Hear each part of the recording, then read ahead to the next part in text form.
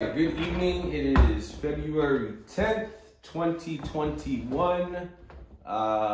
This is your 4XP Minions weekly conference call. We skipped last week and we won't be doing it this Friday. We decided to have it halfway through the week because we were on a Doge bender. We all worked our tails off. I made 400% and I've still got free runners, but all the people that didn't believe in Doge, well, we made some Doge millionaires. So congratulations, and to all the disbelievers, I'm sorry you missed out. Thank you for your doom and gloom. We got paid while you sidelined. One thing that I want to talk about is Reddit, meme culture, hijacking stocks, squeezes, options. These are all things that we're using to go and try to take over Wall Street and squeeze some of these hedge funds out of these plays. We've been squeezing them on all the weed stocks. We tried last week, we couldn't squeeze them out of Sundial. Well, this week we succeeded. We tried Tilray, couldn't succeed. This week we succeeded. I could keep going because pot stocks got squeezed everywhere. I'll give you a freebie. Jumia is about to probably get squeezed. Fubo is going to probably get squeezed soon. And I promise you Tootsie Roll is going to get squeezed soon because we're going to be the ones behind that one. Guys, we live in a meme culture now. It is crazy to think that the stock market can be controlled by memes, by social media, by total lies, manipulation, by things going viral online. You can move the stock market nowadays. That is kind of scary, to be honest. I mean, I've done it myself. I moved the damn Doge market with memes. We all did, collectively as a team. I watched and we were part of Wall Street Bets moving certain stocks with memes. So it's really cool, but you also need to understand, I've told you guys before, the only way to beat a system that's rigged is to rig it better. If you don't think that they, being the assholes on Wall Street and the hedge funds and the guys that short the stock and they short more than there's even freaking float of, which is insane, and then they want us to get regulated, but what they've been doing forever is fine. You guys gotta look outside the box and see the big picture of what we're going up against. So if we, the little guys, we're able to rig the game better than them, don't you think they're already working on ways to rig the game better than we rig the game? I know they are. That's a fact. They probably already got it. I'm always many steps ahead of most people. Most of the things that I think are going to happen in the market or in the world or in a country or in the economy, they happen because I read a lot. I read a lot, I do my research, and I know that history always repeats itself. Always. And if it hasn't happened yet, well, the minute it happens, it becomes history, and then that's gonna happen again. That's just the way it works. So, stock market's a little scary right now, guys. Things are just getting blown up out of proportion. PE ratios are out of control. That's fine. I don't have a problem with that. I've told you guys that before. This isn't your grandpa's stock market. It's okay if PE ratios are a little out of control, but a little out of control is one thing, a lot out of control is another thing. Astronomically out of control, such as some of these, is a whole nother thing. So all I'm going to say is, you don't ever just pull out of the stock market. That's dumb. Trying to call a bottom and trying to call a top and trying to figure out when to get out in portfolios, that's ridiculous. As a trader, that's what we do. But I can tell you that I'm not going to add anything to my portfolio other than my crypto portfolio until I see what shakes out in the stock market. Things aren't moving right lately. Like Tesla. Why is Tesla not moving? I have no idea. It doesn't make any sense at all. Tesla should be ripping. And if they attach Tesla to Bitcoin now, like they tied Square to Bitcoin after they announced, then it sucks. But boy, is it going to be the easiest play on planet Earth. We're going to make so much money off of Tesla if all they did was attach Tesla to Bitcoin and all you got to do is look to see every time Bitcoin runs, go buy some calls on Tesla. They'll make it easy as pie. But I really don't want that to happen. I would like Tesla to have its own identity and move the way that I know it moves, in the way that I've studied it move for years, in the way that I understand, so that I'm in control of it rather than just chasing Bitcoin. Because of the fact that we're in this Reddit meme social media culture, you got to understand, you got to really, really, really do your due diligence on anything that you read. Anything. Because it could be total made up bullshit. We've got people that we know that are working on big things right now to have their own news network where they've got AI bots and everything is filtered and fact checked so that you're actually getting real news. That's right around the corner. It'll be here soon. And when that comes, it's going to be great. What it's also going to do, though, is it's going to become a paid service. So in order to get actual news, you're going to have to pay for it. So that means that the underprivileged people and the poor are still going to get fed the same bullshit news on social media. So the masses of people aren't going to have any idea what the hell the real news is, just like it is now. And if you can control the masses, then you can control everything. So unfortunately, the only people that are going to have access to real news is going to be people that make some decent coin. Because for most people, spending money on news is not something that's in your budget. Most Americans still live paycheck to paycheck.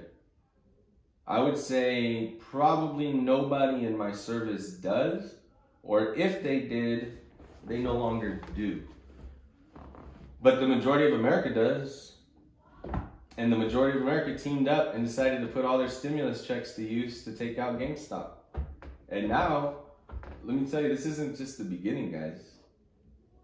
And this isn't the end. It's far from just the beginning. I apologize, I misworded that. When these new stimulus checks get into Americans' hands that they're talking about, I can't keep up. They change it so often. Whatever it is they say they're going to give us now. And then they'll go back and forth on it 1,000 times and wait a year before we get it, because they're very concerned about us. But when they get it, when those checks get into people's hands, you better believe I'm going to be locked in with somebody, and we're going to figure out what stock we're going to take over next. And we're going to play their game better than them, and we're going to hijack the stock. If you're not in this service, you're going to miss out on it. The people that are in this service, you're going to go make a year's salary in a day. So we'll be there when it happens. Cannabis is on fire as a sector, guys. It's on fire as a sector not only because it's getting pumped by Wall Street bets and by meme culture, but because it deserves to be. The writing is all over the wall that it's going to be federally legalized here within this 4 years of administration. Schumer wants it to be legalized. Everybody wants it to be legalized. The only people that don't want it to be legalized is the staunch Republicans who secretly have millions of dollars invested in marijuana. So it's going to be legal. Money runs everything, period. You should know that by now. If you've been in this service for any amount of time, you should know that money runs everything and that everything has a price tag. Unless you're a real big believer, almost everybody has a price tag for everything. I don't. You can't buy me for nothing. But most people have a price tag for almost anything because money is a twisted tool in the wrong hands. So people that don't understand trading options, I'm going to break it down real quick. I'm going to try to be fast. As soon as I get done with this, I'm going to open up a few questions so I can try to answer anything more meticulously or in better detail.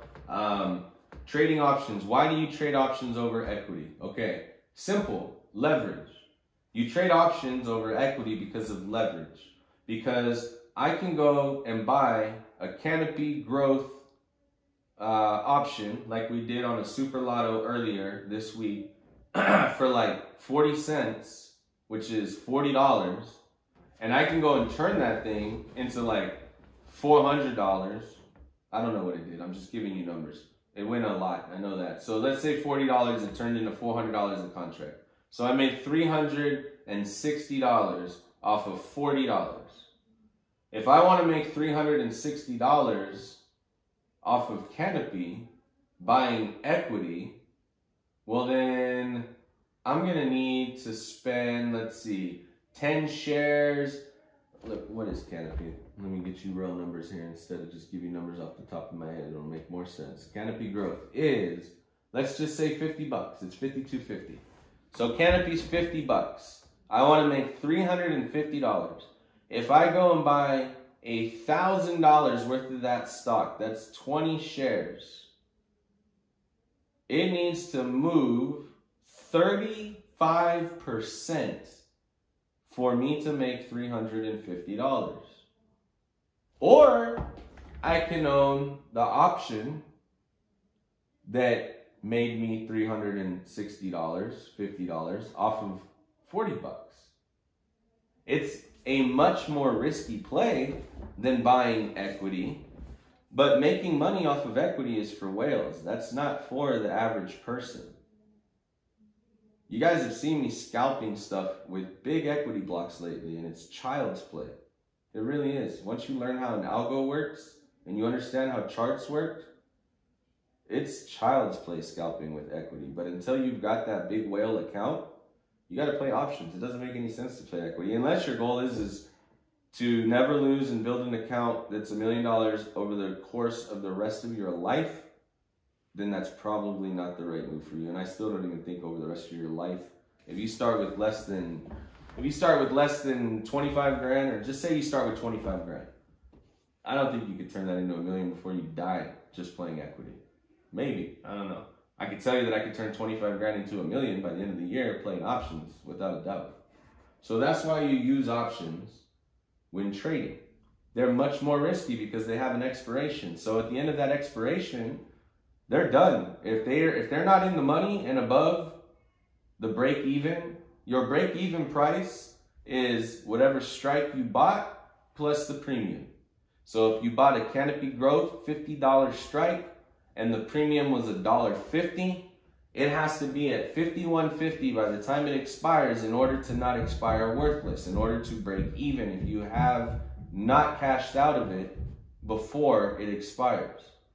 So right now, Canopy's $52.50. If I got in 50s at $1.50, I've got $1 of intrinsic value. Every contract is worth 100 shares of stock. So technically, I've got $100 of intrinsic value in every contract that I own. That is much more valuable than playing equity. Hopefully that made sense. Does anybody have any questions about that part of it?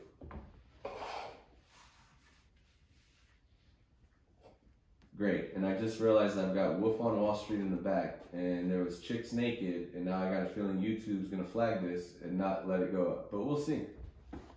No questions on options, guys? Yeah, I do have a question. Sure. Now, so my question is it's just really general. When you're buying an option, you can buy a call, buy a put, sell a call, sell a put. Uh-huh. I honestly don't understand the difference between all those. I mean, I think I do, but I'd like to hear from you. Sure. So, number one, not a single person here am I going to teach to sell a call or a put. That's a totally different ballgame than what I've been training you guys to do. When you do that, you're the guy on the other side of the fence. The guy that I'm always buying stuff from, you're the guy selling it to me. Now that's a cool game to play. We'll get there. But first you got to learn how to play this game. And you can make just as much money playing the other side. Me, the way I look at it is there's bears and there's bulls in the market. Bears make money in the market, bulls make money in the market. Pigs, they get slaughtered. You could be a bear and you can make money. You could be a pig and you can make money. The bears are the ones selling stuff. And they make plenty of money if they know what they're doing. The bulls are the ones buying stuff. Obviously, you guys have seen that I can make plenty of money being a bull. And I could be a bull on puts. You could buy a call on puts betting on a on a company to go down, just like you saw me do on SPY today, a couple times. The first time I got in, I should have got out. It went up 25% the second I got in when Powell was coming on to speak. But if you're a bull, in my opinion, then that means you're going to buy calls or puts. If you're a bear, you're on the other side of the fence. You're going to sell calls or puts. And in order to really do it right, you need to sell cash covered. There's a million terms you could get into. Selling naked calls, there's a million terms you can get into. I'm not even going to touch that subject right now, and I'm far from an expert in it. I've got guys in my service that are. When everybody's 1,000,000% comfortable with what I'm doing, we'll start adding more layers of what can be done. Did that answer it somewhat, hopefully?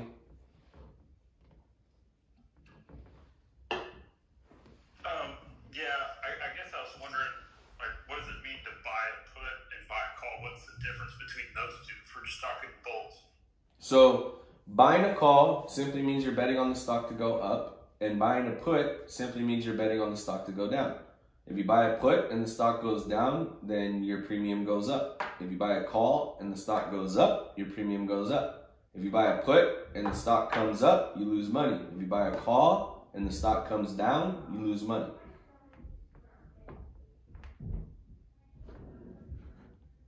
That was pretty simple. All right. Any more questions about options, guys?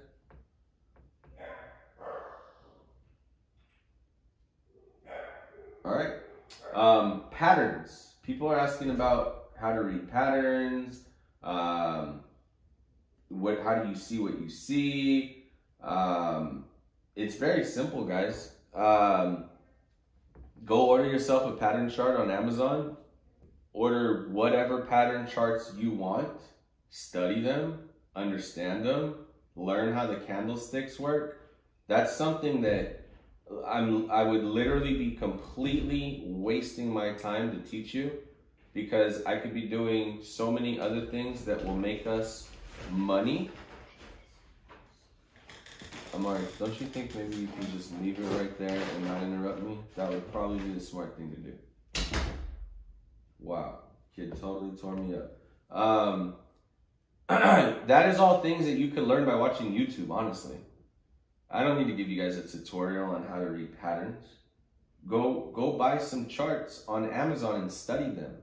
Because me just telling you is not going to do nothing for most people. Most people need to read it and look at it themselves to store it in their memory banks and understand it. I'm not giving you a visual. I give you guys visuals all day long, showing you guys patterns and what I see. Constantly, I'm taking screenshots so that you guys can see. Now, start simple though. Just study triangles. Triangles work so well in the stock market.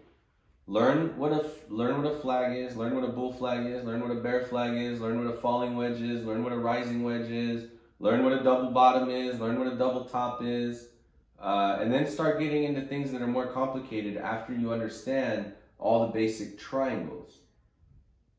You guys have seen me just play these algos, I mean, like clockwork. It's ridiculous pulling the strings on these algos when you understand how the triangles work.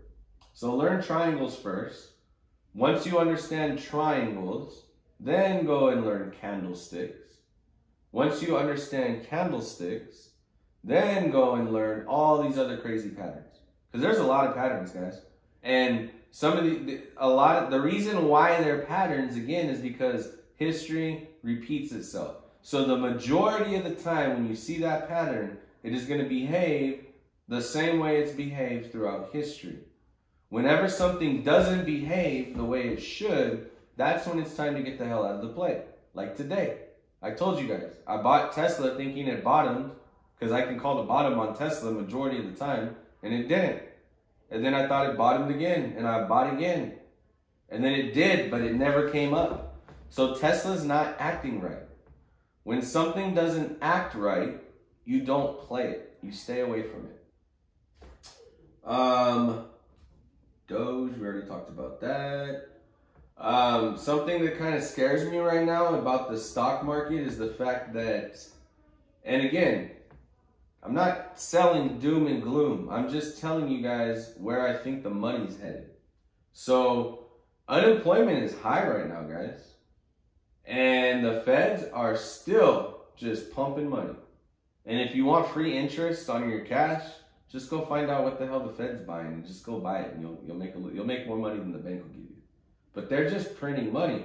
The Fed is kind of holding up the stock market all on their own in certain areas. By far, not the entire stock market, but where all the old money invests, the Fed's holding up the market. So I do see there being a bubble, but only in certain sectors. If you're invested in the right places, there's no better time to invest. But for the majority of people that invest, they're going to be scared. They're going to see a bubble. The bubble's going to pop. They're going to shit their pants. And we're going to be right there to scoop up everything that got hit that shouldn't have. What else? Private investments, guys. Private investments are huge, huge, huge, huge. That's where all the money's made. That's where the rich make their money, is off of private investments. They make more money off of private investments than they do in the stock market by a long shot. Private investments is all about finding the right investment and planting a seed and watching that seed grow. That takes strategy, that takes research, that takes a lot of smart minds putting their head together, understanding what sector it's targeting, understanding what the addressable market is money-wise, understanding what market share they have the capability of taking on an annual rate, what the exit plan is, what the CEO is, who he is, what his vision is. Look at their track record in the past. That contains or pertains many, many, many, many layers before we privately invest in something. Now, normally we get these ideas thrown across our desk constantly, so we have to make relatively quick decisions on them. But, like, we just had one across our desk. It looked really, really, really good from the outside looking in. And then once we pulled the hood back, it did not look too good at all. And again, we're in a meme culture, guys. I proved it to myself within our own service filled with a whole bunch of intelligent human beings that the minute we told you guys that there was a private investment opportunity, there was probably $100,000 raised with the snap of a finger from members within my own service that were ready to go in. Guys, that is following me blindly. That is something that I specifically tell you guys constantly. Do not do.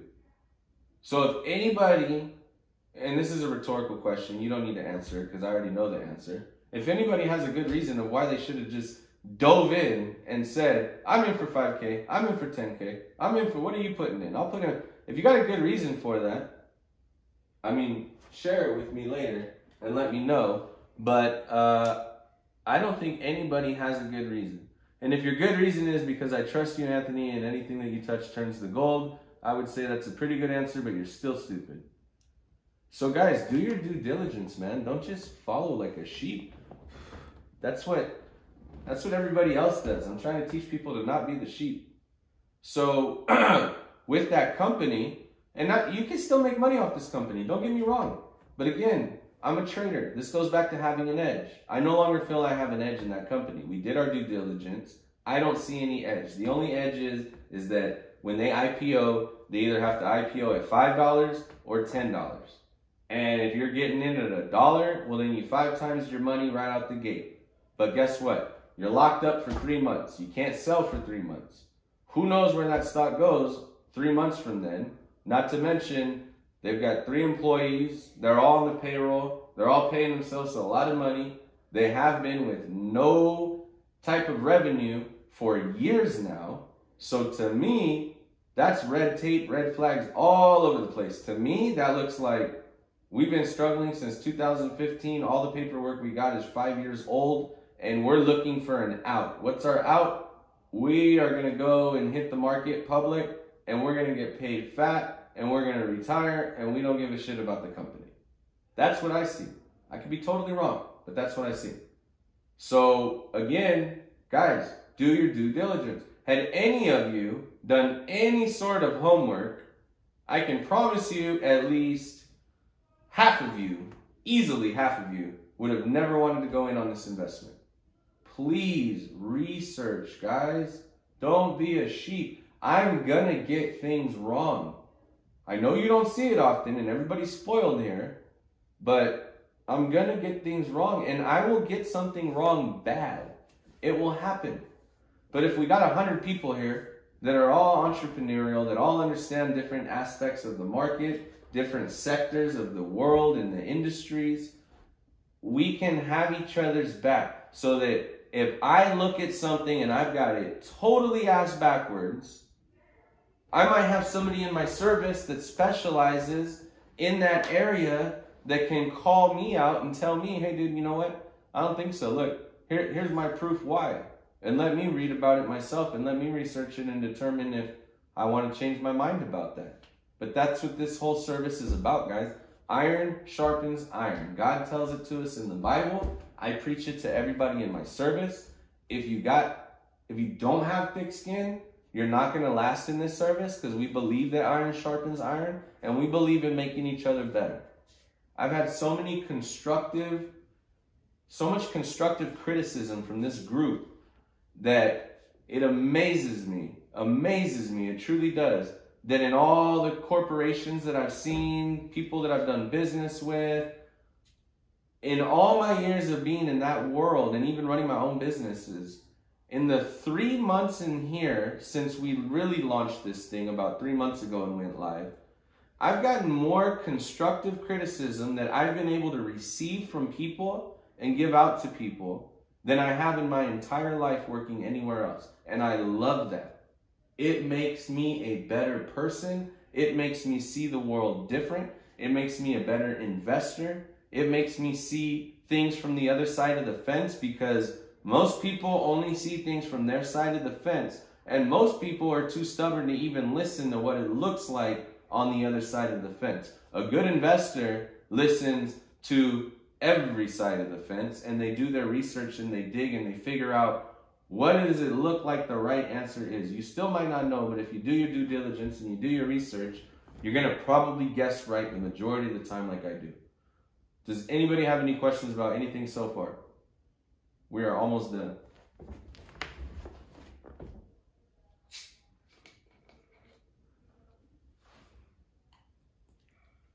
Uncle T, go ahead and take the floor. Are you here? You're here. Go ahead and take the floor and just give us a little spill on some private investment action and what you got coming across your table right now. I know you don't know much, but go ahead. Oh, man. Yeah, so, well, first of all, why do you want to do private investment? Anthony kind of touched on it, but there's a couple of reasons. One, to diversify out of the market. The thing about if you invest in a biotech company, it's in a startup phase, right? It doesn't care if the market's up or down. So if the market crashes, that investment in that biotech company is untouched. It's all about their product pipeline and things like that. It has nothing to do with Wall Street, with who's in the administration, anything like that. So it's a good way to protect yourself from the falling market, right? Just you put some funds over there, and you don't have to worry about the market. The second reason is that you can get returns 20 to 40x or more. I recently cashed in a 40x deal. I put in $10,000, walked away. I mean, a 24x, walked away with $240,000. That's the other reason to do it. Now, it's not 100%. You know, I'm in 6 or 8 deals right now. I know a few of them are going to fail, but it doesn't matter if you get 40x returns or 20x returns or 10x returns, right? So, I mean, the minimum that an investment bank is looking for when they put together these deals, a minimum is 10x, and they're hoping for 20 or 40x. So they're not even going to sponsor a deal if they can't see that kind of return. So that's the benefits. The downsides are it's typically longer term. Like I said, I'm in a couple of other biotechs now. I know they're going to take 2 years probably until there's an exit. Either they get bought by somebody or they go public or something like that. It's at least 2 years on some of these deals. It depends. If it's not biotech, it can turn a lot quicker. So that's a downside. And like I said, the other downside is it's not 100%. You don't get 100% success rate. That's why you need these big returns, because it more than makes up for it. And also, though, it's no different than any other investment, though. I mean, we buy stock. Stock can go to zero. We buy options. Options expire. So it's really, to me, the risk is no more than it is playing anything else, honestly. In my personal opinion, I know that the risk is higher, but to me, as a stock picker, as an investor, as a speculator, there's no more risk to me, somebody that can study, to playing an angel investment or a private investment, as there is to playing something that when it IPOs, to long-term investing, to options. If you do your homework, in my opinion, the risk is always the same. It's whatever you make of it, depending on how much research you put into it. That's right. So the reason why Anthony started this in the group is because, I mean, the minute these things can be $100,000, and I've been lucky enough where I know some of the investment bankers now, and they'll let me in for $50,000 or $25,000. But when they put these things out in the public, typically $100,000, sometimes $50,000 minimum. A lot of these are $250,000, and the big ones are $1 million. Right. So, I can't afford to do $5 million deals. So, I can afford to do $10,000 deals, or split $25,000 with a person or two. So that's why a group like this can work. And then, of course, you got the whole contractual side of things you got to put together, and you can make that as complicated as you want. I have one group that put an LLC together for investment. That's just turned out to be a headache. I rather just do that. Tell them that story, because we're both ready to choke that guy. Yeah, so got this group. I didn't know. I know one guy really, really well, and I knew the 4 other guys. But they wanted to form an LLC, and I'm like, just run it simple. No, we want an LLC. So they did an LLC. All the paperwork on an LLC. One guy said, "Well, I know a lawyer that can put this together for us." So we all said, "Okay, fine, no problem." Now, you can go on LegalZoom and do an LLC for $40 if you're like an individual. If it's more complicated, you got multiple people, you typically go to a lawyer, maybe $500 max.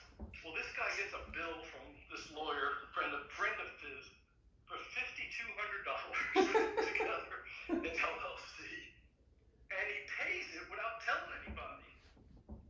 And then he sent out an email like days later. "Oh, by the way, I just paid this, the lawyer fee." We opened the thing like, "What? Are you out of your mind? The guy billed him $1,000 an hour." What lawyer? O.J. Simpson's lawyer maybe got $1,000 an hour. And that's his friend. That's his friend. What is his normal rate? Exactly. But I've been doing this for a while now, so I can get deals. Literally, I was telling Anthony earlier, I got 12 deals that people that have emailed me and want to set up phone calls and go through stuff that I haven't got to yet. So I promised him I'd go through those over the weekend, and if I see anything interesting, I'll bring it to the group. And these are all over the map. Different sectors. One guy's got a veggie dome that you could put fresh vegetables on your tabletop, and they never, they don't go bad. You don't have to keep them in the refrigerator anymore. There's another guy that's got an AI algorithm for healthcare. So it's all over the map. Nice. I'll try to do my best filtering it for you guys. And like I said, if I see anything interesting, I'll let you know. Shoot me a couple too, Uncle Tony. I'll help you scrub those things.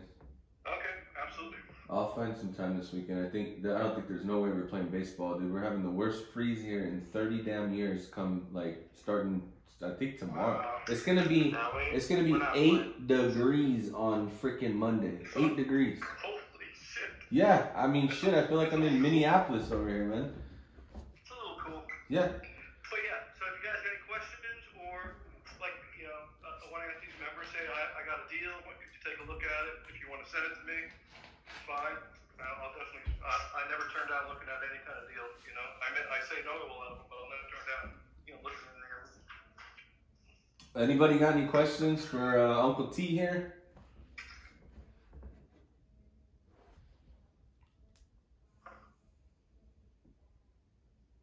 By the way, that one I mentioned, this is even a funnier story. That 10K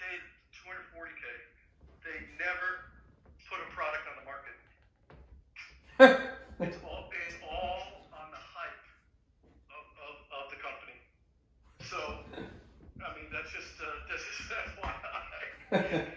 Sometimes, you hit it right, and it's just, they got a good development pipeline, a good design. Someone's gonna buy them up. That's what happened. Some company bought them up. They never even had a product on the market yet. Yeah, that was like when I was going in Lululemon and Mirror, and then wasn't even in it for a few months, and then Lululemon bought them out, and it was a done deal. Yeah. Those are the best ones. That's when you get lucky. When you get in something, they get bought out right away. You just cash your check. Thank you very much. If nobody's got any questions for Uncle T, the floor is open for anything at this point. It's now 8:40. I'll stay as long as 20 more minutes if anybody wants to talk about any subject whatsoever. It doesn't have to be things that we went over tonight.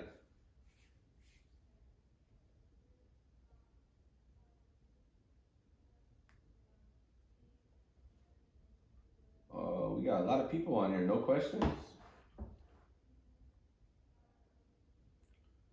While I'm waiting for a question, newbies, guys, remember, you shouldn't be trading when you get in our service. Go read the rules. Go understand them. Start slow. Start much smaller than you think you should. Play on Mondays, maybe Tuesdays. Stay away on Wednesdays and Thursdays and Fridays. And once you got that down, you can move on to trying to play later in the week. Hey Siri, pause. This thing has a mind of its own. Once you got that down, you can start adding a day every time. Once you get playing Mondays down, and let's say, here, I'll break it down. I'll break it down for a newbie that's never done nothing. You want a simple plan? Here's a simple plan. Don't play for a month. Is that tough? It's really tough.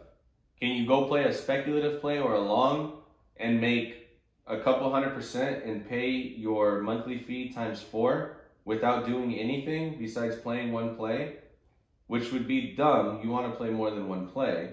The more plays you take, the more opportunity you have to make more money. But if you were just to take 3 or 4 speculative plays and wait for the month to pan out, chances are you're going to make a lot more than what you're paying monthly to be in here. But use the month to study. Study, study, study, study. Print out the day trading lingo and the rules to the game. I know we're going to work on getting that thing in a PDF, and it'll be a lot clearer for those using laptop. If you're on mobile, it's beautiful. You just got to study it. Until you know that, like the back of your hand, you're not ready to even dabble in the stock market. As far as trading goes, if you want to long-term invest, sure, go for it.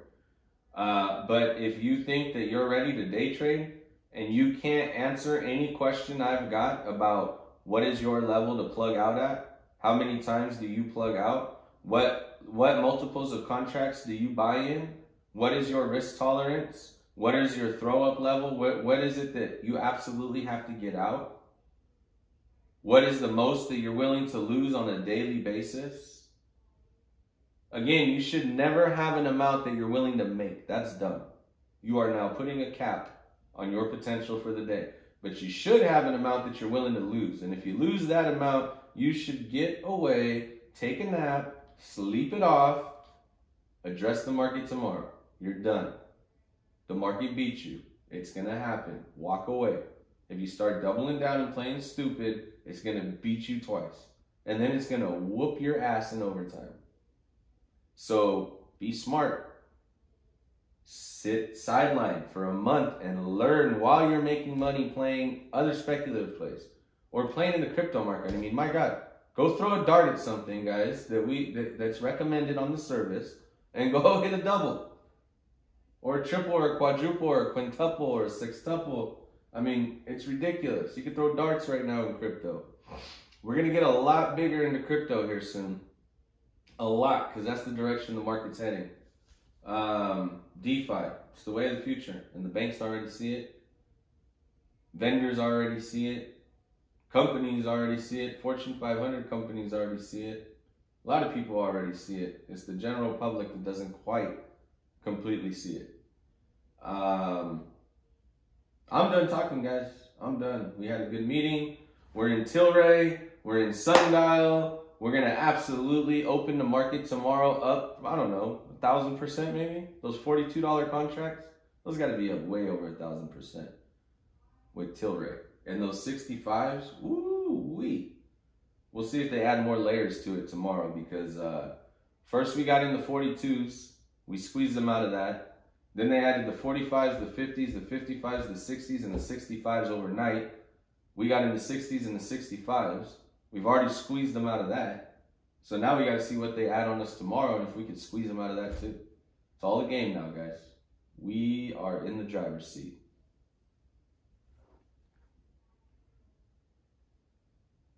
I got to get it. Yeah, go ahead. I was going to say, if I don't get one question, I'm going to just disconnect the phone right now.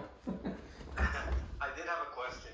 So when you're trading stocks or options, there's volume and market cap. Are you looking for higher volume and higher market cap, or what are you looking for when you're trading options and or stocks? Are we talking like? Are you asking me, do I look at the market cap to determine if I want to get into an option? Correct. No, not whatsoever. None. Zero. Me getting into an option has nothing to do with their market cap. Me playing equity and ripping huge blocks, $100,000, $150,000 blocks of equity, and playing alongside with a bunch of people and beating the algos, that's got everything to do with market cap, but that's not playing options. Does that make sense? Yes, sir. Okay, so when we're ripping things with equity, buying huge blocks, you need something that's got a really small market cap, because the bigger the market cap is, the harder it is to move the line. If you got a small market cap, I mean, like the other day, what were we in? Was it Bizzle? We were in something small. And I literally looked at the order books and I told you guys exactly what it would take to blow it out of the water. It was like 100 grand or something like that. And I slapped it down and it blew it out the water and everybody piled in and it just destroyed. When you got a small market cap, really, really small micro cap stock, you can run those things, man. It takes some big money, but you can do whatever you want with the market. They've been doing it for years. Now they're just mad we teamed up and we're doing it. But so what do you consider a small market cap? So let's just say the market cap is not necessarily what determines if I want to go in. It's more the order books. The order books determine whether I want to go in and try to move something in the equity market sector of trading. If I see that if it doesn't have much resistance moving up on the order books, and I could see where like the biggest chunk of resistance is, and I could determine that I've got enough firepower to break through that resistance, that's all I care about. I mean, it could be $1 billion stock and there's no resistance and I know where to break through and I'll do it, but the odds are not in your favor there. You want to find something small, but again, the only thing that matters is, do you or your group or collectively, whoever's working on this, do you have enough firepower to take out all the sell orders that are on the books? If you do, you know you can move it. Does that make sense? A whole lot of sense. Perfect. Thank you. You're welcome. Who else has got some questions? That was a great question.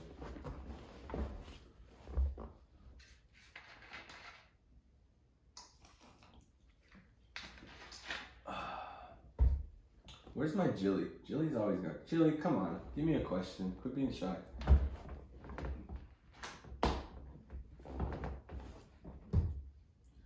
And where's Chidero?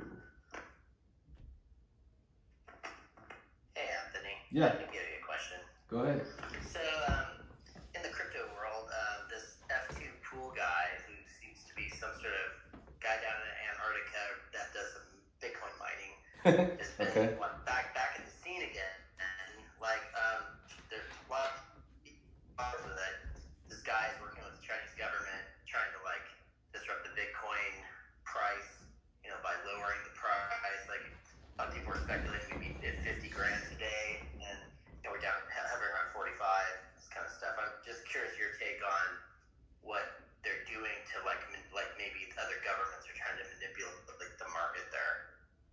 I haven't heard that one. I'll have to look into that. I'd be lying to you if I gave you an answer. But do I think that other governments will try to manipulate Bitcoin? 1,000,000%. I'm sure they already are. Absolutely. But I don't think that any way, shape, or form does that take away from where Bitcoin is going to ultimately end up, because I understand the dynamic of Bitcoin and what it means just as I know you do, and we understand that it's finite, and we understand that it is the most rare commodity on earth that is an asset or a store of value, period. It's the most rare asset in outer space that we know of in the whole galaxy. So the writing's on the wall when you see all these institutional investors getting in and big shots getting in, and the Winklevoss twins and Elon and Chamath and all these people. These aren't dumb people. These are extremely intelligent people. And money just makes more money. And the more money you got, the more money you make. And so I don't worry about anything that has to do with the conspiracy theory, whether it be true or not, about whose government's trying to control the Bitcoin market. Now, if we're talking about like a small coin, I 100% would care and be extremely interested and dive deep into that research. But for Bitcoin, in my personal opinion, trying to do any research on something like that would be just going down a rabbit hole, waste of time that you can use studying something else that's going to make you a lot of money.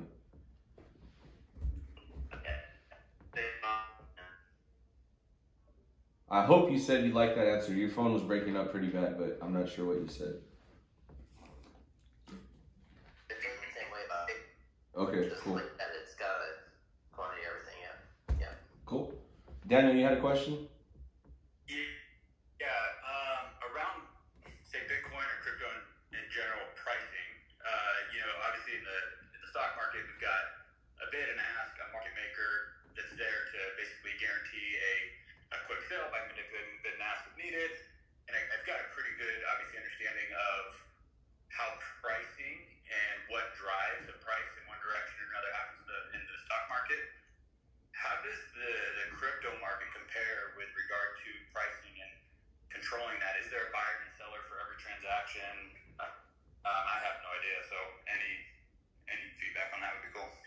There is definitely a buyer and seller of every transaction.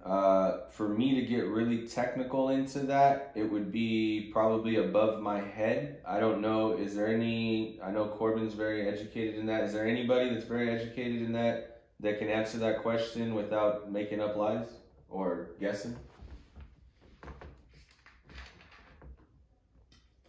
I stepped away for a minute. What was the question?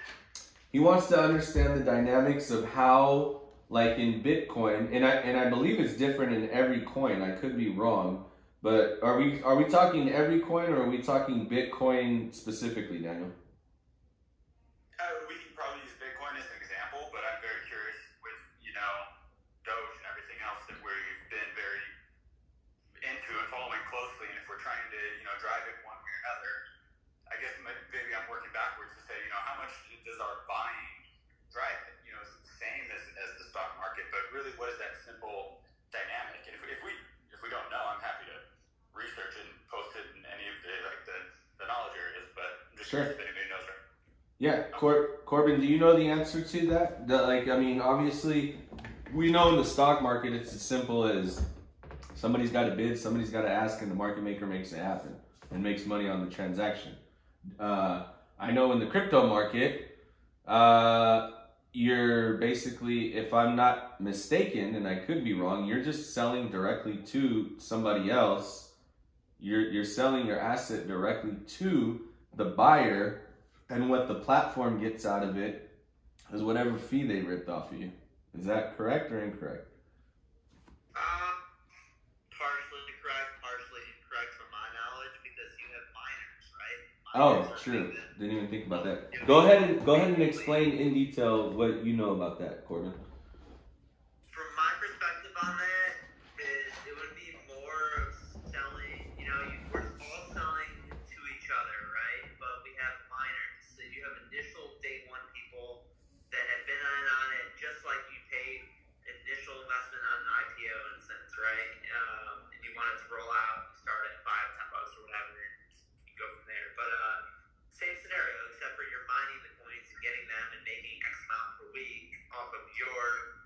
computer technology, your data that you put into it, everything like that. I don't want to get too far out of my boundaries. I'm still told, I'm still new in it. It's just something I'm more fascinated with than stocks side of things. But yeah, basically you're fighting against people who have been at it from day one at a penny. They're selling it at $40,000 nowadays. You're looking at you can relate those people to a hedge fund in a sense, So it's still the same perspective. Just gotta be a little more cautious because it's more volatile, of course. So the market in crypto can actually be moved much easier than the market in the stock market. Would you agree or disagree with that? I 100% agree with that statement. Now, my next question is though, volume is so important in it, and that's like what I mentioned earlier. That's what I bring up. Sometimes you don't even have to look at the charts. I can look at just the volume of something, look at the Twitter, look at the YouTube volume on the actual coin, and be like, wow, that's enough to just create a wave. yeah. Create a movement. So now, I guess in essence though, when I think about it like that, I would say it's actually very, very, very similar to the stock market in that it's so easy for us to go move a small little tiny microcent crypto because there is so little or much volume that we know how to do it. Just as in the stock market, we find something like Sundial and we find it at 30 cents and it's not hard to jack the thing up. So I'm guessing it's very, very, very on par with the same thing. Whereas we're looking at a micro cap stock that we can move easy. We're looking at micro penny crypto that we can move easy. Just like it's going to be impossible for us to move Tesla. Just like it's going to be impossible for us to move Bitcoin. Would you agree with that? I would, and that's a good point you make, because let's say crypto was so big and mainstream where everybody is already on board with it, and they just threw that into the S&P or into the normal stock market. It's just a sector, just like cannabis, right? So now it's starting to move, it's starting to really gain momentum, and it's just going to fly. It's just going to go with with how cannabis is moving in a sense right now. So yeah, I would agree with that. If you were to basically throw it into the stock market, it's just a new age type of movement that will last and probably be implemented throughout more types of businesses inside of the S&P and stock market, which is gonna be fucking awesome. I can't even remember what coin it is off the top of my head. I'll tell you another good thing, guys. Crypto is so new. I have found so many gold mines. I mean, gold mines. Just by snooping around on Voyager and looking at what pays interest and reading about the company and going, damn, that's a good idea. That's gonna fly. Gemini too. And if you just take the time to read these things, there are some amazing companies. And if you just connect the dots and put two and two together, if you get rid of the misconception that this is monopoly money and fake money, and you get that out of your head, and you go and analyze the companies in the crypto market the same way you do the stock market would collapse. Because it's such a better deal in the crypto market right now. You've got extremely good, extremely quality companies for nothing. When you look at what the market cap of those companies are in the addressable market that the market they're addressing, and what the amount of money there is there for the addressable market, and how little the niche market they're going after is even addressed, period, right now, and they want to pay me money to keep my money there. It's a no-brainer, guys. And all you gotta do is put in a little bit of research. Like, I found one on Gemini. I just dumped a bunch of money in it for one simple reason. One, it paid me interest. Two, I looked at the chart and it's moving above its 30-day and 50-day and 90-day moving average, so it's heading in an uptrend. And three, it's a freaking basket, an ETF of 8 different assets that all collect interest. How much of a no-brainer can you possibly make it? I couldn't make it any more of a no-brainer to get in on that. So this is something huge. And if you don't get with the times, you're going to be behind the times. I am a huge stock market guy. Huge. I've made all my money in the stock market. I've made a lot of money. I've actually made more money on Bitcoin and Ethereum than anything else ever. But trading, I make all my money in the market and I have forever. And I'm telling you, I'm ready to go and trade crypto full time. Like, it's that freaking easy right now. Sorry to interrupt and go on a rant, but I'm just letting you guys know, man, we got to get with the times. Like, payment, guys, I'm done. Venmo, Cash App, PayPal, all that crap. Like, I'm done with that, guys. You guys better get a crypto wallet, because I'm only taking, I don't know, maybe, you know what, for fun, maybe we'll only take Dogecoin. I think that's pretty hilarious and cool. And your $500 a month in Doge might be worth $5 million to me one day. Who knows? Does anybody else have any questions? I always rant. I apologize. My mind wanders.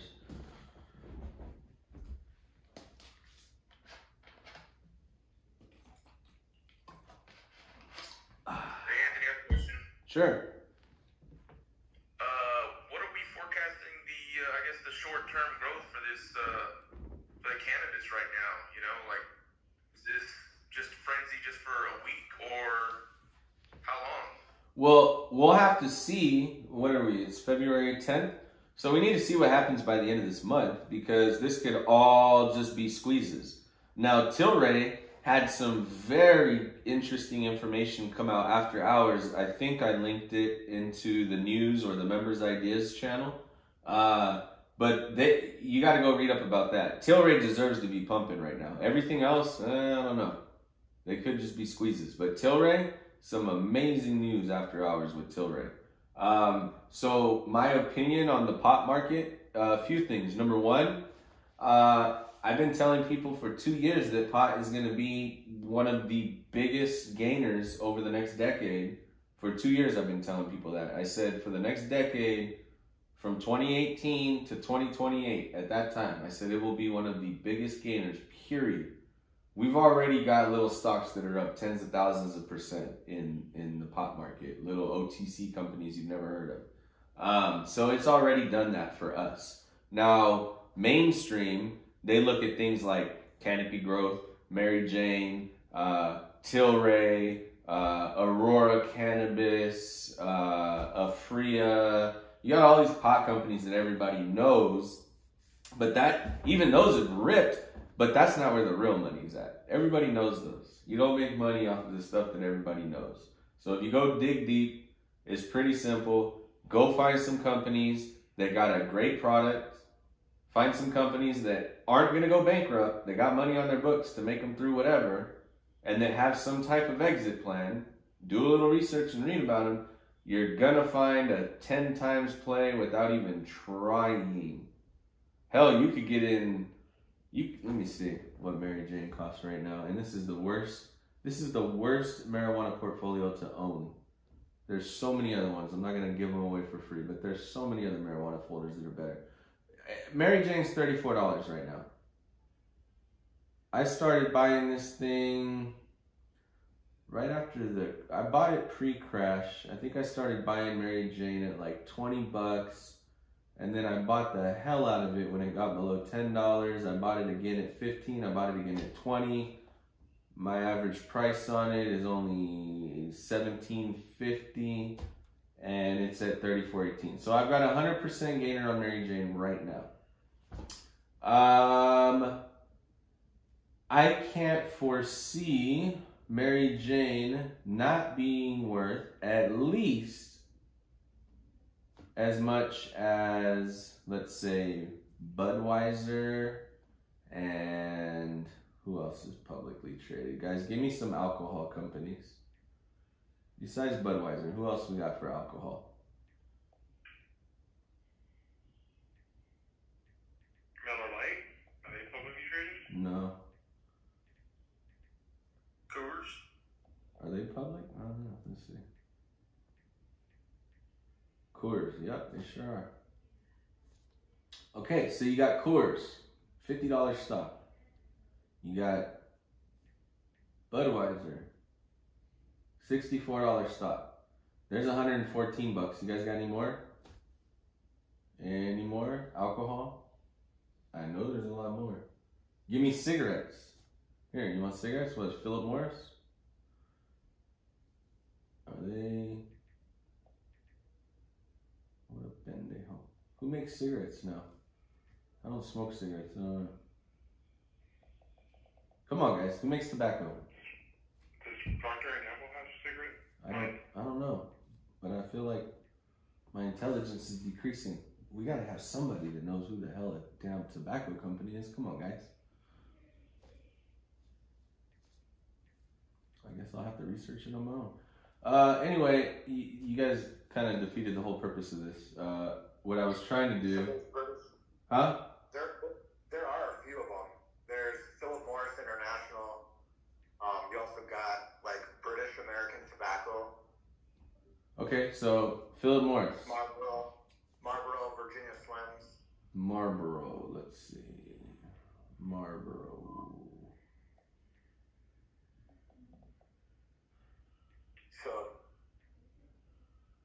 So, long story short, pot is taking market share from tobacco companies, from alcohol companies, even from casinos and gambling companies, because there's a lot of people that would rather spend their money on pot than they would on going gambling.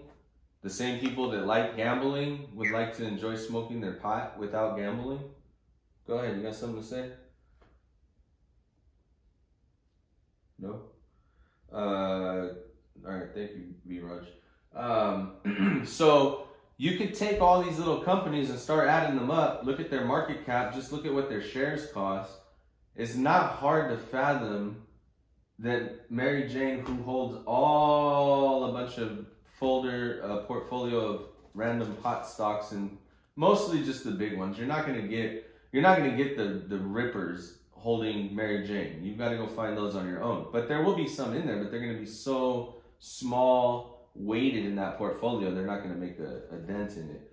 But long story short, it's at 30 bucks. I cannot foresee any way, shape, or form, barring us not legalizing marijuana in the next 10 years, which I don't foresee that being even a possibility, that Mary Jane won't be a 200 to 250 to 300, maybe as high as 400.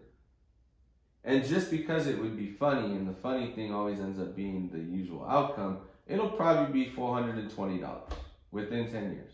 That's what I see. I don't see any way that it can't be. Now, I will tell you, in my opinion, Mary Jane's a crap pot portfolio. I know many more pot portfolios that will kill Mary Jane, and many more stocks. And I got plays that even get dividends in the pot field. People don't know about that. People still ain't found out about the one that I tried to give you guys the little cookie crumble and nobody followed the trail and cashed in. Anyway, that's what I see on pot, man. Pot's taking market share from alcohol, from tobacco, from even from the video game industry, from the casino industry. I think Rick's Cabaret is a strip club that's actually publicly traded. I found that out the other day and it cracked me up. It takes away money from that company. Huh? What the heck? Are you serious? Yeah, I'm dead serious. I found that shit out the other day and it made me laugh so hard because I played it wasn't the other day, it was a while ago. I played a put knowing that strippers were going out of business and made money on it. Anyway, that's neither here nor there. Yeah, I think pot's got all the runway in the world, really. And I don't think that runway is going to slow down anytime soon. I mean, look at what happened when they outlawed, again, history repeats itself. They outlawed alcohol. So what happened? We got moonshiners. And then we had too many problems with moonshiners having to do everything underground, shit popping off with the law. Just, it defeated the whole purpose of making it illegal. So what do? They tax it and they make it legal. The only reason marijuana has been illegal forever is because, one, the people who own this land long before they stole it used marijuana. Two, us colored folk, as they like to refer to us as, in general, usually on a statistic basis, that's probably done by a white person, mind you, we use marijuana more than white people do. So they're going to make it illegal because then they get to put us in jail. And then the jails are owned by their friends privately, and they make money because we're in jail, and they get paid by the government, their friends who are on the other side of the aisle. That's how it works. But guess what? Now, too many white people like marijuana. It's not just a colored folk thing anymore.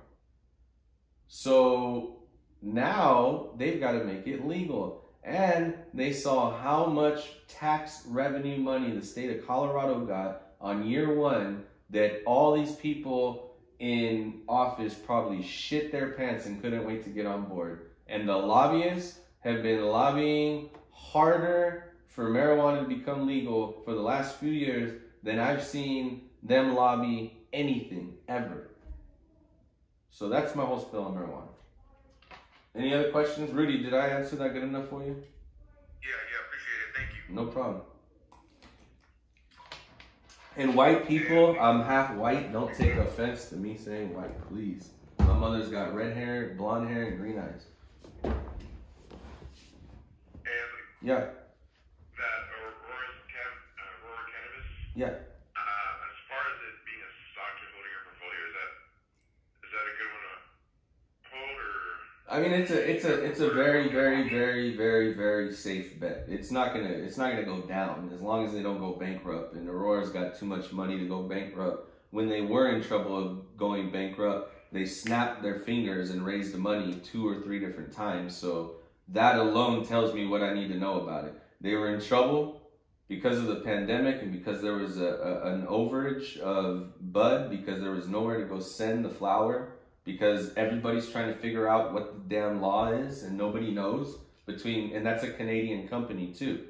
So Canada's a bigger mess than us right now, they've been trying to figure out how to unroll this thing for 2 years now, and they still can't figure it out. Like, Aurora's got tons, literally, not figuratively speaking, tons and tons and tons of weed that they're just sitting on because Canada hasn't unrolled their plan the way it was supposed to unroll as far as how many dispensaries they were going to open, and they're only open in major cities. So Canada's dropped the ball tremendously on the whole outroll of marijuana, and they just released in the last few months, it might even be a year now, their marijuana 2.0, which is where they were going to release people being able to purchase edibles and drinks and things like that. So they're way behind us. So there's still plenty of room for that thing to grow. And just the fact that they could look like they're going bankrupt and raise money every single time like that tells me that they ain't going nowhere. Gotcha. Cool. Yeah, we got that call for January 2022. I don't know if you still have that. I started selling off out of all kinds of stuff out of Robinhood after the crap they pulled that one night. So my port 669%. Damn! And it ain't gonna stop. What's the strike price? 37. Let me see. It was how much percent are you up? 669%? Yeah. And it's a 37 for when? For January 2022. How long ago did we get this thing? In November. Oh, that's still the highest strike. Holy cow! What did you buy that thing for? 65 cents? Yeah. Holy crap! And it's $5.10. I sold one off the other day to have capital for something that we're jumping into.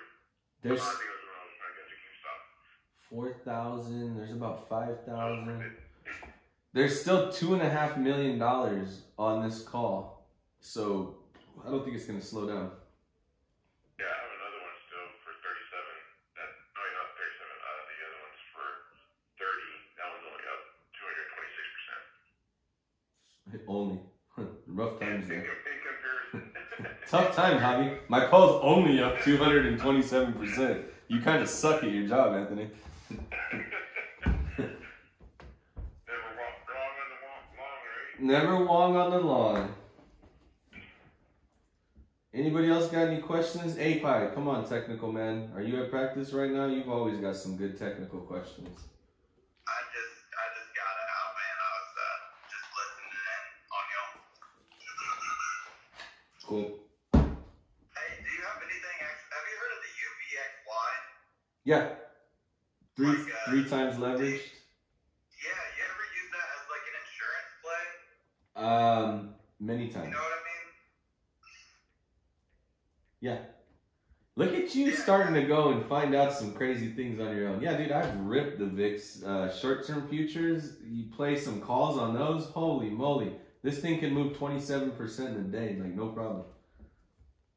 I mean, once I start to feel really good about, you know, trades and like, damn, we're fucking killing it, it's starting to get a little, you know, a little worried. So I've been putting some insurance on the UVXY, you know, just in case. Yeah. Knock on wood, right? Not trying to kibosh anything. No, not at all, dude. That's a smart move. I mean, right now, see, the thing is like I said, I am rebalancing.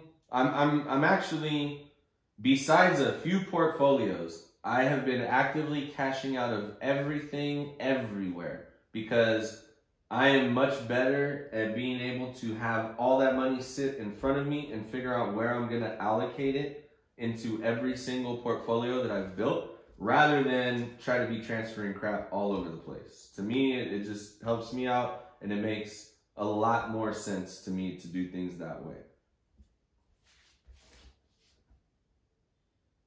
B-Raj, come on, homie, what you got? You're on the call. You gotta have a question. You're always talkative in the chat. You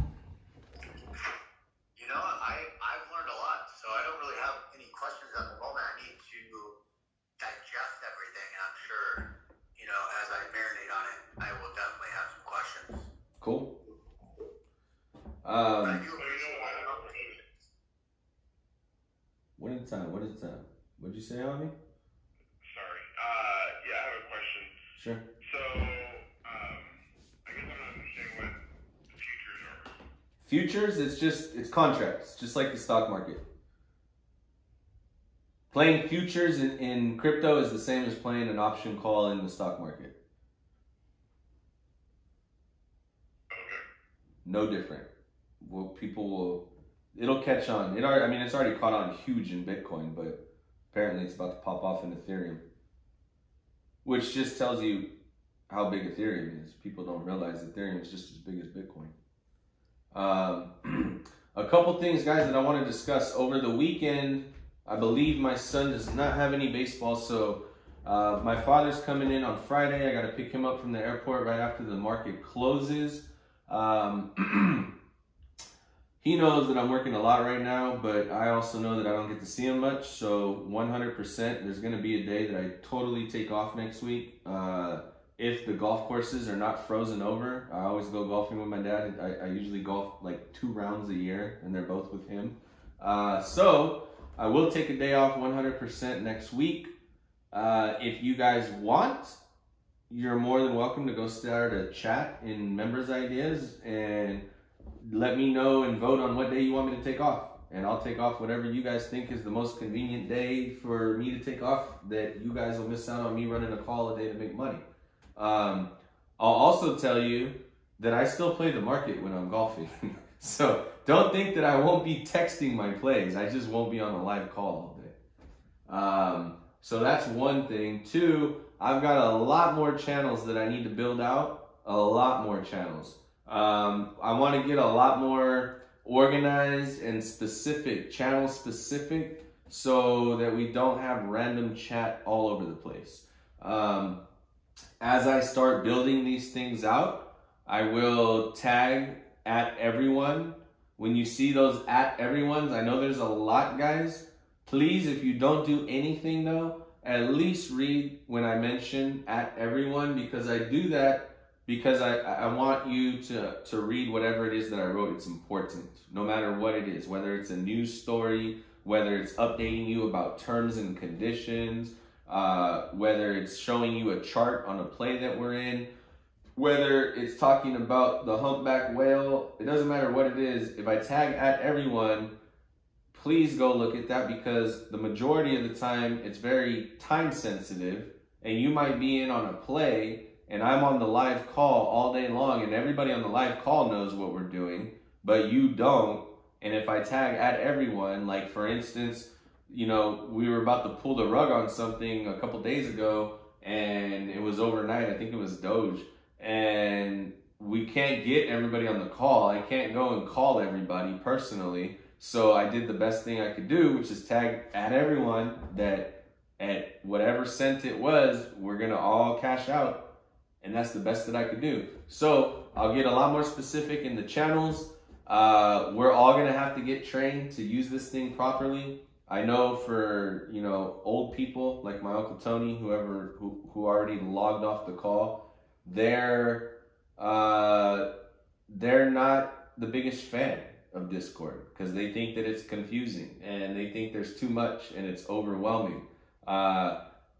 My Uncle Tony's a very smart man and he's in the chip industry, so he can figure stuff out. To me, he's just being kind of lazy, I'll be honest with you. I've been walking him through it. He's starting to get it a lot more. He fully understands it now. So in my opinion, I think the Discord platform is great. I think it could get more organized though. I'm going to work on that. I'm going to work on a lot more, I guess, like sub-platforms or whatever you want to call it, like Reddit, where you guys can have more in-depth rooms about just crypto heads talking about whatever. We can make as many folders and channels as we want to get as specific as we want. We've got private channels. The service is going to start expanding. Anybody that's in on the private investments, you're going to see at the very top of your Discord, you'll see any private investment that you're in. It'll be listed there. Anybody that's already in on private investments, you've seen the folders that you're in that nobody else can see. They are private. Those are only for your eyes. Only you can see them. Everybody else on their Discord, they cannot. Again, guys, I want to reiterate, there is no screenshotting anything on our platform. It's very simple. A bot will let you know that somebody took a screenshot. So I got no problems with y'all taking a screenshot of anybody's gains, of my gains, of your gains, of a member's gains. Totally, absolutely, 1,000,000% acceptable and encouraged. But if you try to take information out of there that's proprietary information, there won't be a warning. It'll simply be you're kicked and banned, adios. So be smart. We're all here for the same thing. There's no reason that anybody needs to be greedy. Pigs get greedy, pigs get slaughtered. I'm a bull, my buddy Dan's a bear, my buddy Jason's a bear, my Uncle Tony's a bull. I got friends on both sides of the fence and we all make money together. It's only the pigs that get slaughtered, so don't be a pig. Teamwork makes the dream work. Spread love, wealth, wisdom, and laughter.